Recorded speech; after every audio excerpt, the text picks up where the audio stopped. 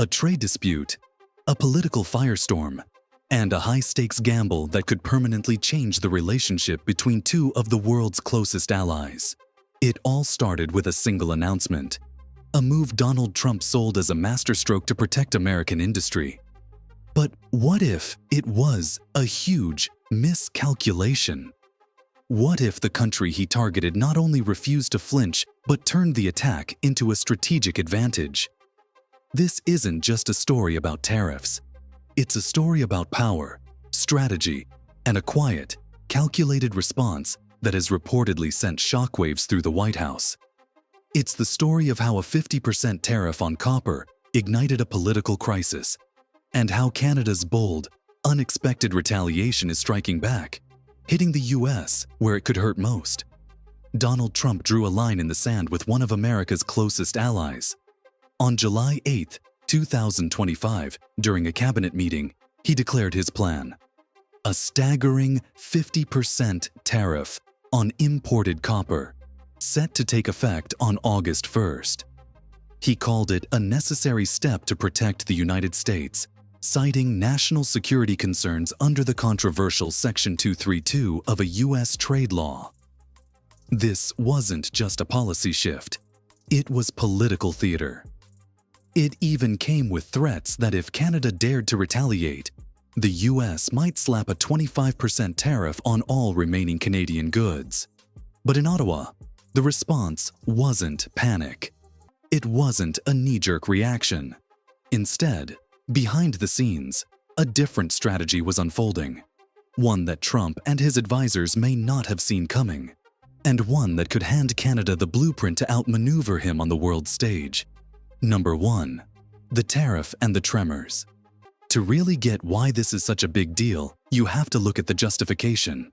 President Trump invoked Section 232, the same national security reason he used for past tariffs on steel and aluminum that caused serious economic damage.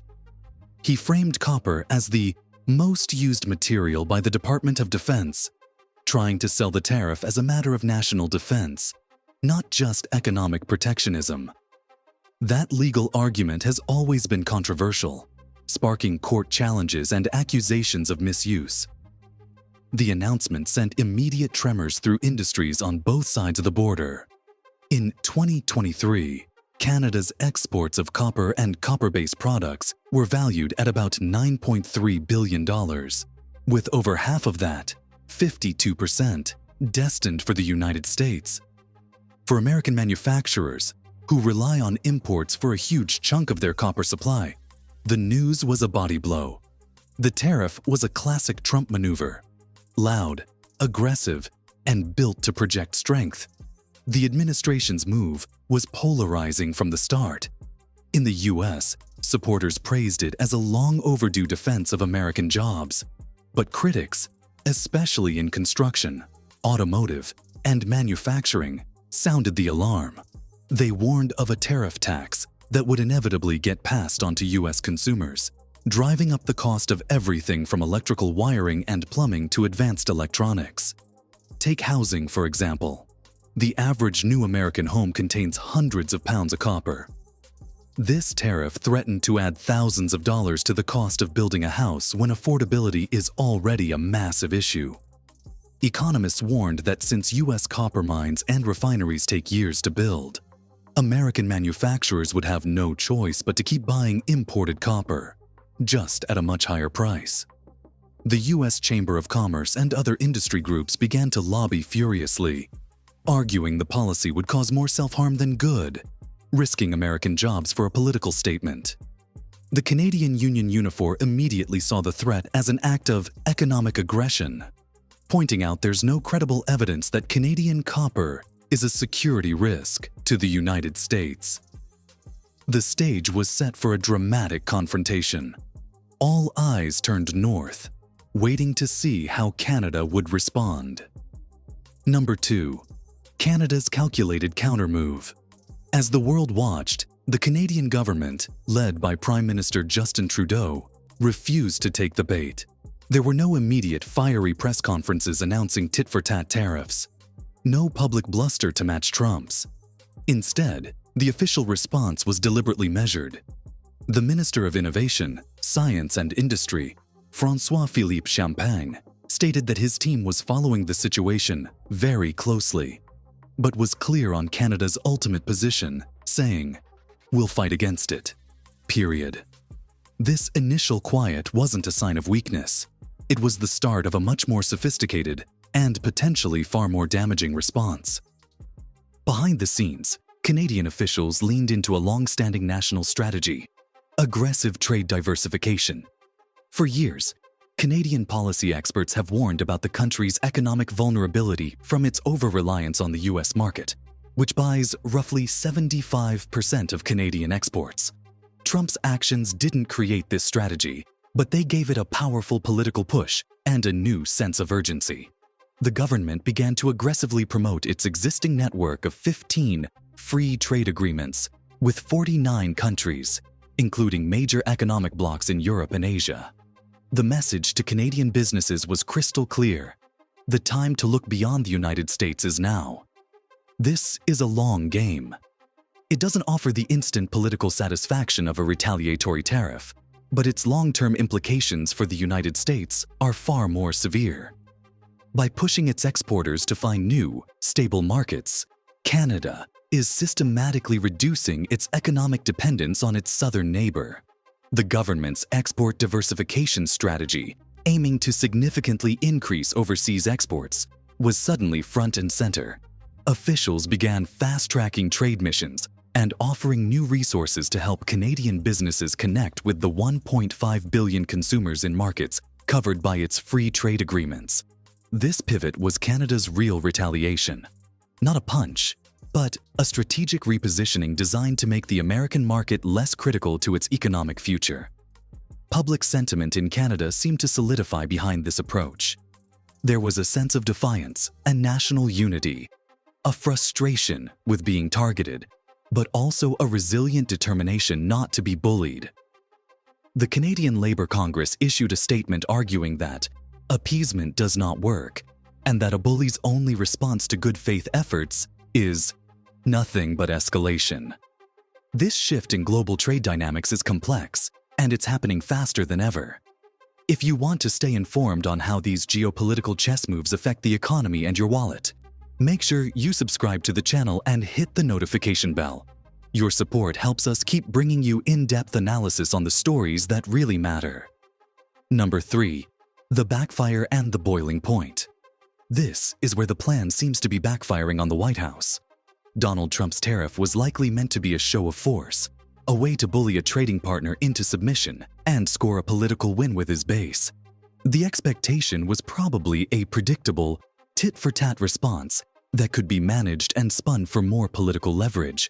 But Canada's refusal to play that game has reportedly created a sense of boiling frustration inside the administration. Instead of caving, Canada is maneuvering to insulate itself from future American economic pressure. This strategic pivot, while a long-term project, represents a fundamental threat to the core assumption of Trump's trade policy, that the US holds all the cards. The fallout extends far beyond copper. This whole episode is forcing a permanent re-evaluation of the North American trade relationship. For decades, the cross-border supply chain was a model of integration, especially in the auto and manufacturing sectors. Now, that integration is being framed as a vulnerability. The tariffs are placing the USMCA, the successor to NAFTA, under immense strain.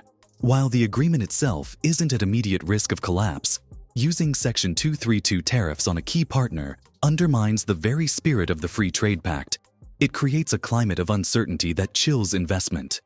Businesses can't make long-term plans when they fear the rules can be changed overnight by a tweet or an executive order. This unpredictability is perhaps the most significant damage of all. On the global stage, the contrast between the US and Canadian approaches is stark. As the United States is seen as an increasingly unpredictable and protectionist actor, Canada is working to position itself as the exact opposite: a stable, reliable, and connected trading partner. It's the only G7 country with free trade agreements with all other G7 nations. By strengthening its trade ties with Europe and the fast-growing markets of the Indo-Pacific, Canada isn't just seeking new customers for its copper. It's building a future where it's less susceptible to the whims of any single administration in Washington. This is the ultimate backfire. A move designed to demonstrate American dominance may, in the long run, only diminish it by pushing one of its closest allies to build a more independent economic future. The irony is that many economists believe the copper tariff will do little to boost U.S. production in the short term, while slapping significant costs on American industries and consumers. The very workers and businesses the policy claimed to protect are the ones facing higher costs and disrupted supply chains. This has led to intense debate within the U.S., with powerful industry voices and labor unions arguing that the administration is risking economic self-harm for political gain. The narrative Trump hoped to control, of a president bravely defending American jobs, is being challenged by a counter-narrative of a reckless gamble that is hurting American consumers and accidentally strengthening Canada's global economic position. The fury in the title isn't just about a single tariff. It's about the reported frustration of a leader whose signature move, economic bullying, is being met not with fear, but with a quiet strategic retreat that could leave the U.S. economy more isolated in the long run. Donald Trump's 50% tariff on Canadian copper was a loud and aggressive move, designed to bend a key ally to his will. But it may go down as a critical strategic blunder. Canada's refusal to get into a public tariff brawl, choosing instead to accelerate a long-term strategy of global trade diversification, was a masterclass in geopolitical judo. It used the force of the attack to pivot away, potentially leaving the attacker off balance. The policy that was meant to protect America is now threatening to raise costs for American consumers, create chaos for American businesses, and push its most integrated trading partner toward other global powers. The administration picked a fight over copper, but in doing so, it may have permanently altered the landscape of North American trade. The question now isn't whether Canada will retaliate, but whether its quiet, strategic retaliation is already succeeding. What do you think? Is Canada's long-game strategy the right call, or should it have met fire with fire? Let us know in the comments below.